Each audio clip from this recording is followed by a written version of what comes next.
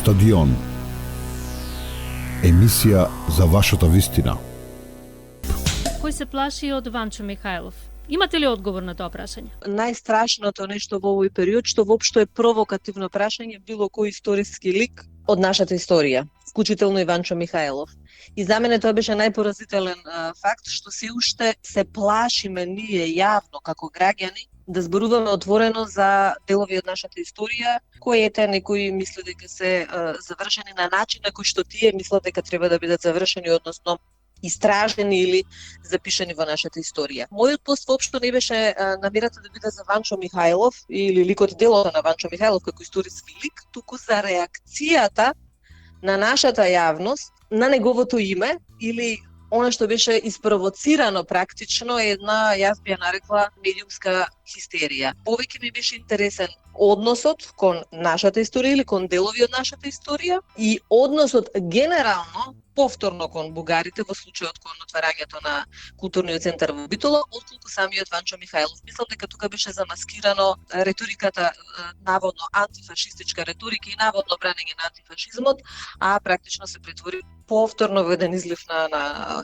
омраза, антибугарско расположение без потреба. И тоа е таа метафора која е извлечена дали нашето расположение кон Ванчо Михајлов е изворно македонско или не. Сега овој центар за кој се крена толку многу голема прашина постои веќе 3 години и нешто повеќе, значи од 2019 година. Меѓутоа сега се најде овој период кога се чинеше дека малку се затоплуваат односите меѓу двете земји да дојде до оваа ситуација. Дали е толку битно името или пак во прашање беше доаѓањето на таа бугарска делегација со своите изјави кои што ги дадоа? Воопшто не беше името битно, името беше само на иницијална каписла или параван за да се одреагира на начин како што се одреагира. Исто така за мене беше неприфатливо е тоа што официјална делегација, највисока официјална делегација од соседна Бугарија, со која водиме интензивни преговори во моментов за деблокирање на нашата евроатлантска интеграција, предводена од премиерот на државата, воопшто не е официјално дочекано во нашата држава. Тоа е само срам за нас, тоа не е срам за Бугарија. И мислам дека беше лошо изменаџирано од наша страна, односно од нашата влада. Невладината организација постои, како што видите ви, од 2019 година. Нема никаква законска основа или законска пречка да биде регистрирана, ниту како невладина организација, ниту под тоа име.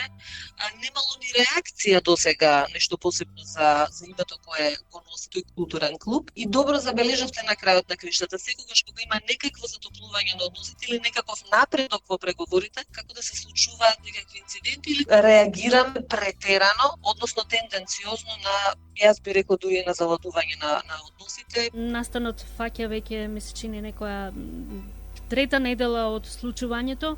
Немаме ништо официјално барем за сега, ниту нота упатено, а од она што го слушнавме од премиерот, единствена реакција ќе биде всушност да им се одговори на бугарите со директна информација дека ние ќе отвориме Македонски културен центар во Благоевград. Знаете, јас прво не знам зошто воопшто не имаме потреба да одговараме. Со некаков реципроцитет, урнек на бугарската страна бара бугарите во Македонија да влезат во уставот, па ние веднаш со реципроцитет постапуваме, иако знаеме дека со нашиот устав ние не смееме да се мешаме во внатрешните работи и тоа е дел од оној преспански договор и уставни измени. Мене ми изненади, искрено кажам, вчерашната изјава на нашиот премиер Ковачевски дека Македонија планира до крајот на годината да отвори свој културен центар во Благоевград, не во смисла дека не треба да отвори, туку во смисла дека тоа не треба да биде одговор на ова, затоа што ни ова би требало да разбереме дека го сметаме како напад. Тоа значи дека ние не прифаќаме отварање на културен центар на бугарите во Македонија. Ме разбирате, тоа е за мене чудна и во моментов непотребна просто реторика, бидејќи на крајот на криштата овој културен центар и не е отворен од страна на државата Република Бугарија, туку е отворен од страна на бугарите кои живеат во Македонија, значи е отворен од македонски државјани и македонски граѓани. И на тој начин никако не може да ги споредиме тие две работи и не знам зошто би давале одговор ако немаме ништо против бугарите во Македонија да имаат сопствен културен центар или сопствена невладина организација. Мислам дека треба малку да се смират страстите. Не треба ова да се претвара во нова хајка, нова пресметка меѓупартиска, односно не сме никако овие прашања било како историски лик Ванчо Михајлов, било како спор со Бугарија да се мешаат во нивните секојдневни партиски пресметки, особено што нели сите тие повикуваат цело време дека историјата треба да се остави на историчарите, и па ако треба да се остави на историчарите, тогаш не знам зашто сега наеднаш сите се занимаваат со стручни и историски работи. И од историска гледна точка, кој е Ванчо Михајлов? Фашист, крвник, најголем македонист? Тоа е едно лаичко толкување кој е Ванчо Михајлов или кој е било која историска личност. Меѓутоа историјата, односно историографијата како наука има свои правила на работа. Историографијата не познава позитивни и негативни ликови во смисла на кои што ние сакаме да ги перцепираме било кој од личностите. Несомнено е дека и Ванчо Михајлов бил соработник со фашистичка Германија во периодот на Втората светска војна. Меѓутоа, знаете, историјата е прашање на контекст и на континуитет. И ликот на Ванчо Михајлов е дел од нашата македонска историја, како што и е дел од бугарската историја, на крајот на краищата во тој дел и е тоа е она што го велиме заедничка историја, меѓутоа добар, квалитетен професионален историчар или професионална историографска наука треба да даде базирано на факти, како што вели самиот договор, односно објективно посматрање, анализирање, перцепирање на ликот на Ванчо Михајлов. За жал тоа не е случај не само со него, туку со целиот период и во почетокот на 20-тиот век и 19-тиот век, па јас би рекла и цела историја е кај нас сепак е производ на еден период на живење во друга држава, во друг идеолошки систем, и некако ние потфрливме овие 30 години да си ја преиспитаме сопствената национална историја, сопствениот национален наратив и сами да дадеме наш автентичен македонски поглед и на вклучително и на ликот и на делото на Ванчо Михајлов, па доколку дојдеме до истиот заклучок како што е дојдено по тој, да кажеме, идеолошки или индоктриниран пат, тоа да биде наш одговор и наше дело кој е Ванчо Михајлов во историјата, дали е лош или добар за нас. Да пееме песни за Черноземски, Александров, Михајлов, продолжување на некој континуитет од изминатите години, а сега одеднаш имаме свртување на целата приказна, дека всушност имаме еден друг поглед на овие личности, значи само поради еден настан кој што не се случи. Кој е во право во целата ситуација? Да, парадоксално сега најголеми антифашисти стана, односно во моментов сите стана антифашисти, затоа што е така е подобно, или јас би рекла затоа што е тоа против Бугарија, односно против преговорите со Бугарија. Мислам дека мотивот за кај нас генерално во јавноста или во како се води практично во креирањето на јавното мислење, што е добро, а што е лошо, зависи од меѓу другото и од нашата политичка ситуација. И секогаш кога имаме ситуација на приближување кон нашите стратешки интереси, нас не се случуваат работи кои може да бидат збунувачки за целата јавност. Не можете да влијаете на личната перцепција, на личното сваќање на луѓето. Секој може да пее песна која е блиска до неговите сваќања, до неговиот личен идентитет на крајот на краиштата.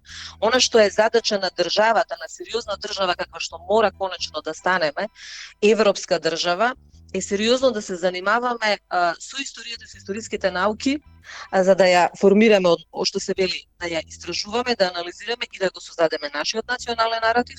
При тоа истовремено ние сме според Уставот парламентарна демократија, односно граѓанско општество, каде што мора да создадеме една атмосфера на слободна мисла, на релаксиран пристап, да немаме забранети теми во 2022 година, како што сега се навитнува дека е забранета темата за Ванчо Михајлов, да се соочиме со сопственото и поблиско и подалечно минато, и да не гледаме непријатели во Бугарија, ниту претходно во Грција што гледавме, ниту внатре во нашето општество, затоа што соочувањето ни треба нам, овој спор со Бугарија, да го извлечеме, односно да извлечеме ползата за нас, а да не составаме уште поголема фрустрација за нас, поголем гнев. Да се обидеме да ја разбереме и бугарската страна, бугарската држава, нивниот наратив и нивната потреба да пристапуваат кон нас на начин на кој што пристапуваат или кој што го сметаме за пријателски или непријателски сеедно, и на еден цивилизиран европски начин да одговориме. Нашиот главен приоритет е секако европската иднина, особено во овие нови светски констелации и нови односи, и ние секако независно мора да имаме добри односи со нашите суседи и конечно да ги почитуваме како држава постигнатите договори, затоа што сега гледаме дека и преспанскиот договор повторно ние го доведуваме во прашање, како што на крајот на кришата јас сметам дека ние и не го спроведувавме со потребната динамика и договорот за добрососедство со соседна Бугарија. Емисија за вашата вистина. Стадион. бугарскиот председател излезе со најава на една научна конференција во која што вели дека е посветена на апостолот на македонските бугари Гоце Делчев и ќе се одржи на 4 мај во соорганизација со известен македонски научен институт кој работи во Софија. Тоа е нивниот наратив и тоа е нивната страна. Ние не може да влијаеме како Република Бугарија ќе си ја перцепира сопствената историја.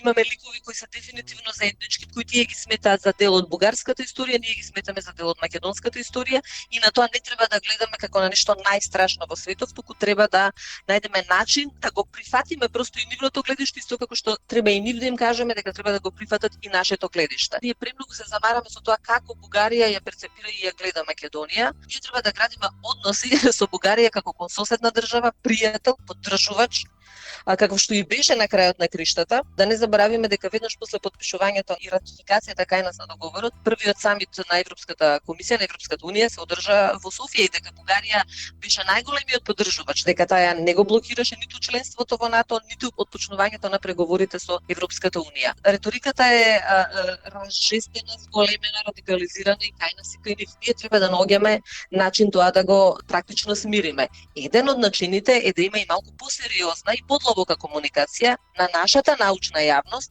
со бугарската научна јавност, а да не биде врзана исклучиво за договорот и за таа историска комисија. Нас никој не спречува и не ни спречувал сите овие години, сите наши научни институти, катедри. Нашата теза, ако мислиме дека е исправна, правилна, фактографски подкрепена, да ја наметнеме на европската, на светската јавност. На тој начин работи светот. Ние не може да бидеме затворени сами за себе, да си кажуваме некоја приказна и после да очекуваме таа наша приказна да биде прифатлива за сите. Мораме да комуницираме повеќе, мораме да се отвориме и да не се плашиме од ниту од тугите наративи и да е таков ставот на председателот Радев, што има нас тоа да не засегнува, ако ние точно знаеме кој е нашиот наратив и точно знаеме кој е нашиот поглед. Треба ние да се занимаваме со нашиот проблем. Се согласувам дека сега е многу зовриена атмосферата и дека ќе има секакви изјави. Треба да бидеме умешни, дипломати, да не заборавиме кој е нашиот стратешки интерес. И бидејќи ги споменавте договорите со Грција, имавме еден најнов случај последен со општина Лозово, каде беше донесена одлука сонцето од Виргина да се врати во грбот. Дали на овој начин всушност доколку тргна овој процес се една па со друга општина го доведуваме во прашање договорот. Случувањето во општина Лозово е флагрантно кршење, прекршување на договорот од Преспа или Преспанскиот договор во членот 8, каде што јасно се кажува дека символот така вели во договорот, кој беше претходното државно знаме, дека не сме да се употребува од страна на официјална институција, неговата приватна употреба се разбира дека не е ниту пак може да биде забранета. Така што мене ми изненадува што ова е направено од страна на повеќе политички партии, вклучително на политички партии кои се дел од владата и вклучително од политички партии кои и беа подписници на договорот од Преспа и на промената на уставот на целата таа постапка. Мислам дека имаше една реакција СДСМ дека советниците го направиле без нивно знаење, дека нели ќе бидат санкционирани така натаму, дека не е конечна одлука, како и да е.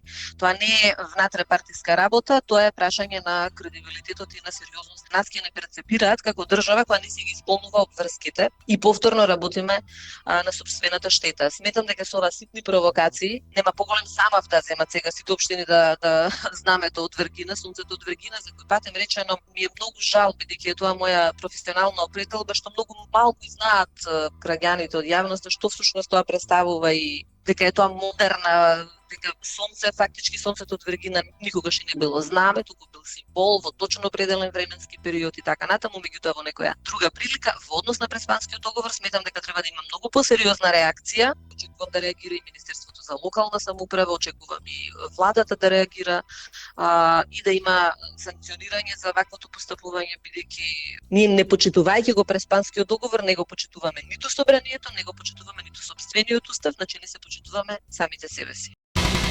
Стадион. Емисија за вашата вистина.